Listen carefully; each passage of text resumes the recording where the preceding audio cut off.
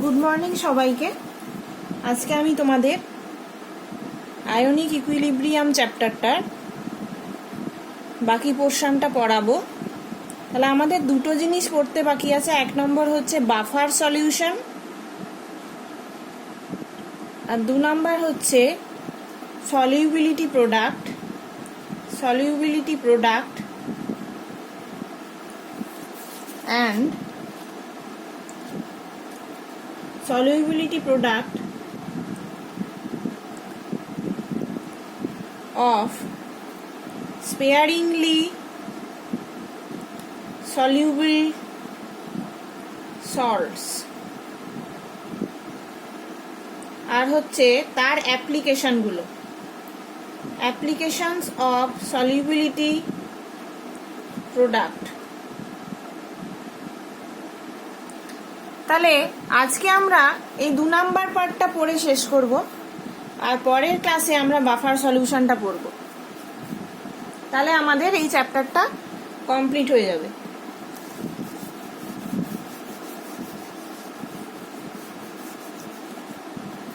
এবার হচ্ছে সলিউবিলিটি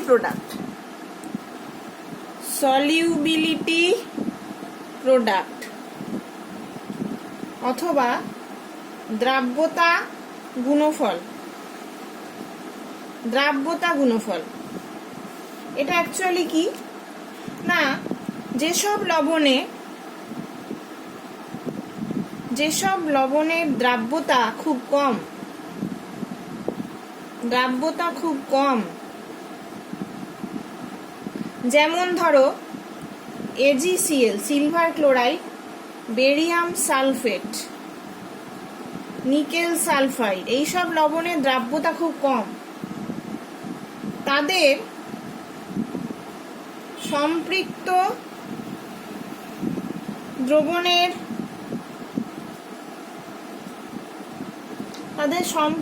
দ্রবণের কিছু বৈশিষ্ট্য আছে। তাদের সম্পৃক্ত দ্রবণের কিছু বৈশিষ্ট্য থাকে কি না, স্বল্প দ্রবণীয়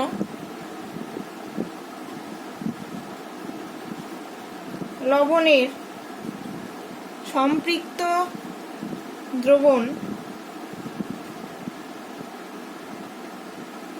সেই দ্রাবটি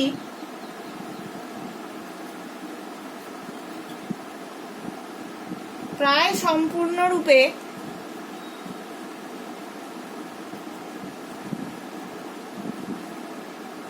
আয়নে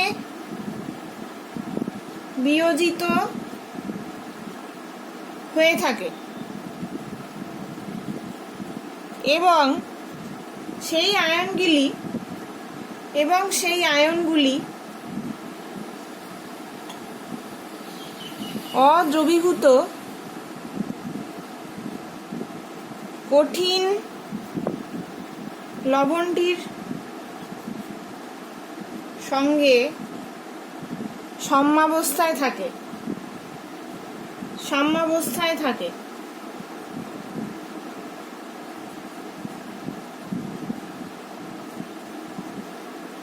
একটা সাম্যাবস্থা বজায় করে থাকে লবণটার, মানে যে অদ্রবীভূত যে লবণটা থাকে প্লাস যে আয়নগুলো দ্রবীভূত থাকে, যে আয়নগুলো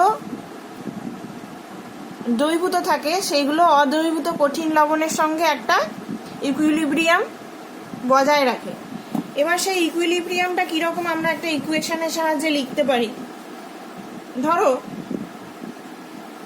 এটা সল্ট, এটা যতটা অদ্রবীভূত অবস্থায় আছে,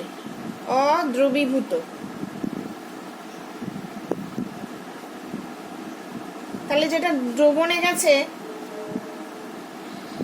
সেই সল্টটাকে BA দ্রবীভূত লিখতে পারি আমরা।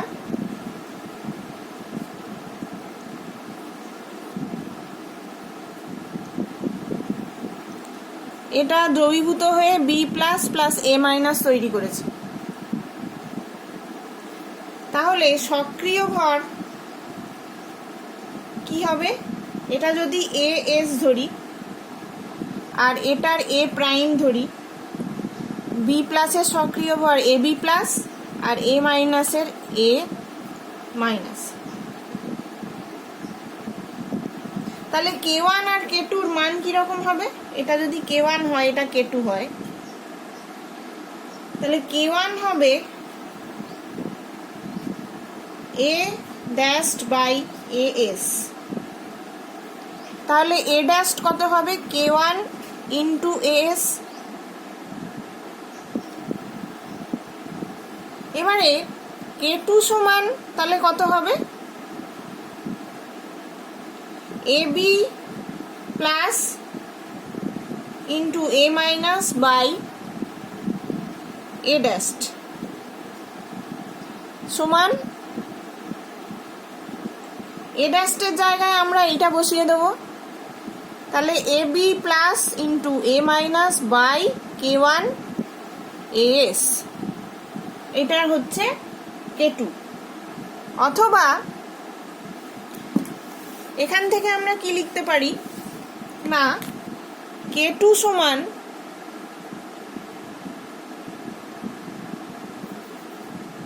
AB plus into A minus সমান K2 K1 AS। এবার এইটাকে একটা কনস্ট্যান্ট ধরলাম আমরা KS, আর AS টা কঠিন লবণের সক্রিয় ভর, এটাকে আমরা 1 বলতে পারি। কঠিন লবণের সক্রিয় ভর যেহেতু, সেহেতু এটাকে AS টাকে 1 ধরতে পারি। তাহলে KS সমান কি? KS সমান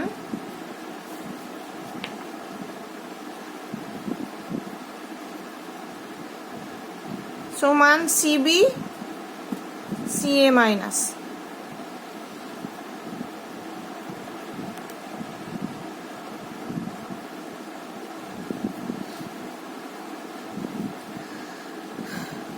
এবার দ্রবণটা অত্যন্ত লঘু হবে, সুতরাং সক্রিয় ভরকে গাঢ়ত্বের সমান ধরা হয়। যেহেতু লঘু দ্রবণ, সেই জন্য অ্যাক্টিভিটি মানে সক্রিয় ভর যেটা, সেটাকেই আমরা কনসেন্ট্রেশন ধরতে পারি বা গাঢ়ত্ব বলে ধরতে পারি। এবার লবণটি যদি একযোজি হয়, একযোজি লবণ বলতে যেমন ধরো AgCl, এর দ্রাব্যতা যদি S গ্রাম অণু প্রতি লিটার হয়, S গ্রাম অণু পার লিটার হয়, তবে কনসেন্ট্রেশন অফ B প্লাস কত হবে? S, আর কনসেন্ট্রেশন অফ A মাইনাসও হবে S। তাহলে KS সমান কত হবে? S ইন্টু S মানে S স্কোয়ার, আর সলিউবিলিটি হবে √KS, সলিউবিলিটি হবে √KS। তাহলে KSটা হচ্ছে ওই লবণের দ্রাব্যতা গুণফল, দ্রাব্যতা গুণফল, অথবা এটাকে আমরা বলি সলিউবিলিটি প্রোডাক্ট, সলিউবিলিটি প্রোডাক্ট।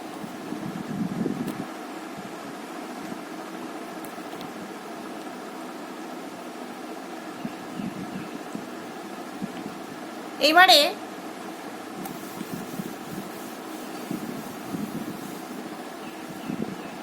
আমরা একটা জেনারেল ফর্মুলা পড়ছি,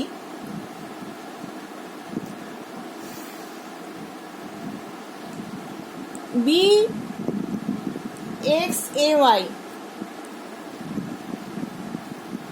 এই যে লবণটা BXAY, এটা কঠিন লবণ,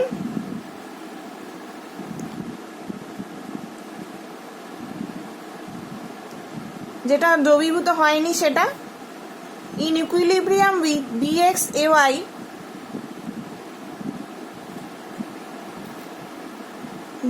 এওয়াই দ্রবীভূত।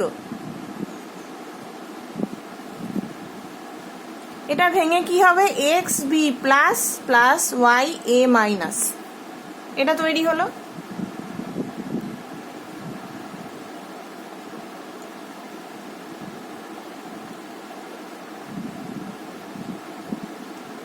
যেখানে বি ড্যাশ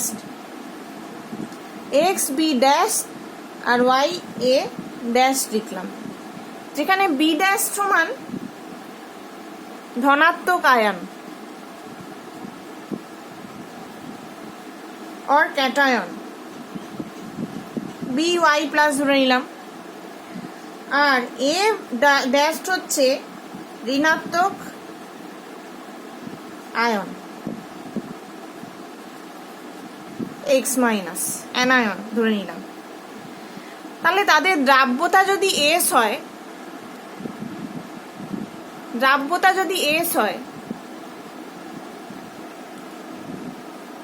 তাহলে কি হবে,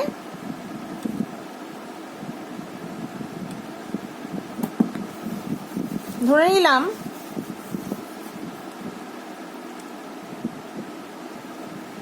এদের দ্রাব্যতা যদি এস হয়,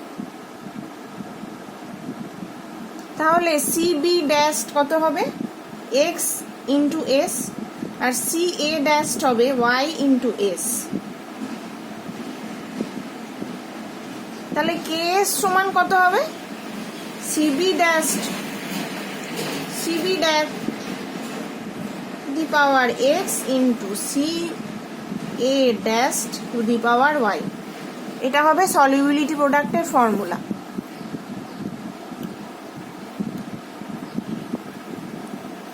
সলিউবিলিটি প্রোডাক্টের ফর্মুলা।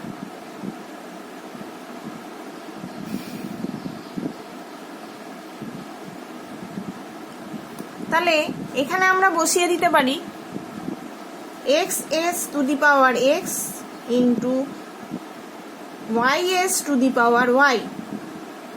তাহলে কি হবে, সমান X to the power X into Y to the power Y into S to the power X plus Y.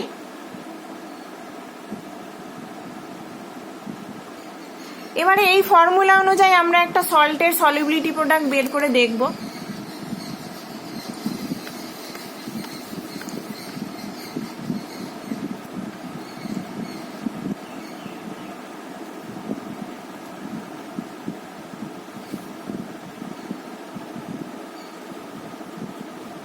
Calcium phosphate, ধরো এই সল্টটা।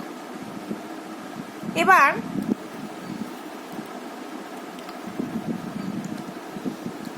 এটার যদি গাঢ়ত্ব সি হয়, তাহলে দ্রাব্যতা গুণফল কে এস কি হবে, C of calcium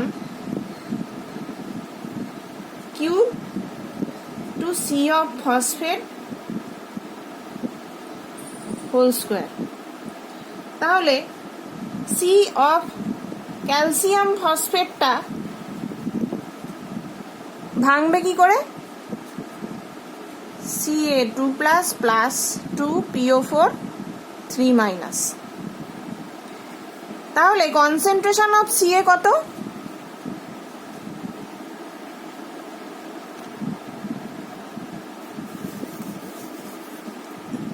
concentration of Ca সমান 3C, R concentration of phosphate 2C। তাহলে Ks সমান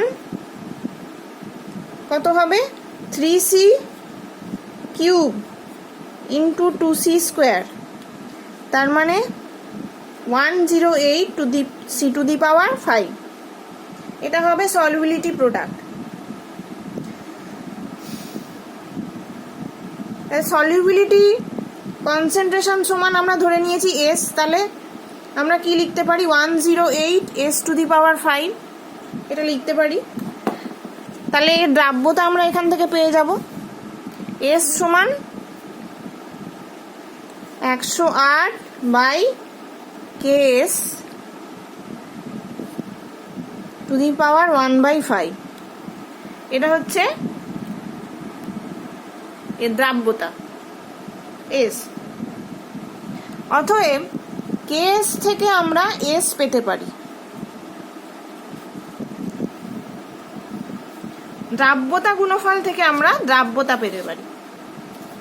তাই দ্রাব্যতা গুণফলের সংজ্ঞা কি হবে?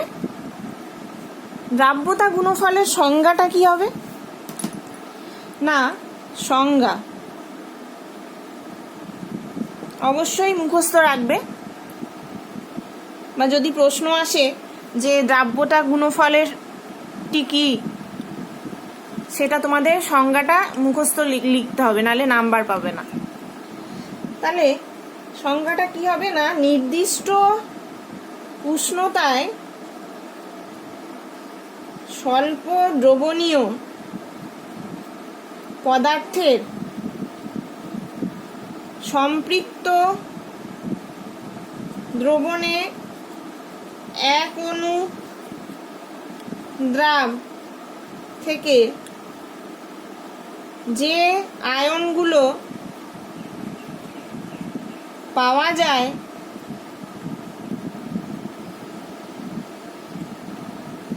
তাদের প্রত্যেকটির গাঢ়ত্বের গুণফল